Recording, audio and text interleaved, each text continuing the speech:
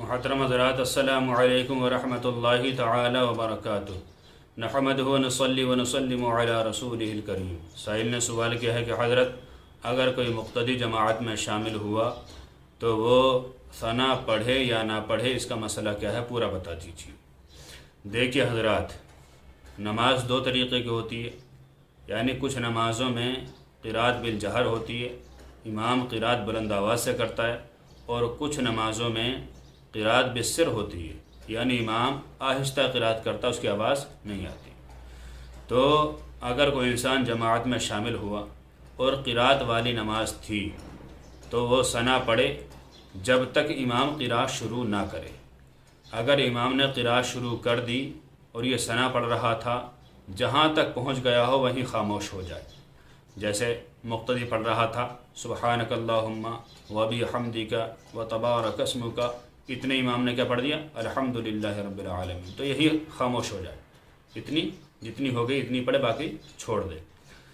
اور اگر قرات بالسر تھی، یعنی ظہر یا عصر کی نماز تھی اور امام نے نیت باندھ لی، اب مقتدی آیا اور جماعت میں شامل ہوا، تو اسے چاہیے کہ قرات چاہے ہو رہی ہو چاہے نہ ہو رہی ہو، اسے شک پتہ نہیں ہوئی نہیں ہوئی، قرات بالسر ہے، خاموشی سے امام پڑھ رہا ہے، تو اسے چاہیے کہ اپنی ثنا مکمل پڑھ لے، یعنی سبحانک اللہم وبحمدک وتبارک اسمک وتعالی جدک ولا الہ غیرک تک پڑھے اور خاموش ہو جائے۔ اس لیے کہ قرآن شریف فرماتا ہے وَإِذَا قُرِئَ الْقُرْآنُ فَاسْتَمِعُوا لَهُ وَأَنصِتُوا لَعَلَّكُمْ تُرْحَمُونَ، اور جب قرآن شریف پڑھا جائے تو اسے غور سے سنو۔ تو غور سے جب سنا جائے گا جب آواز آ رہی ہو، جیسے مغرب عشاء فجر میں آواز آتی ہے، غور سے سنو۔ اور اگلی آیت میں اگلا جز ہے بس فَاسْتَمِعُوا لَهُ وَأَنصِتُوا، اور خاموش رہو لعلکم ترحمون، تاکہ تم پر رحم کیا جائے۔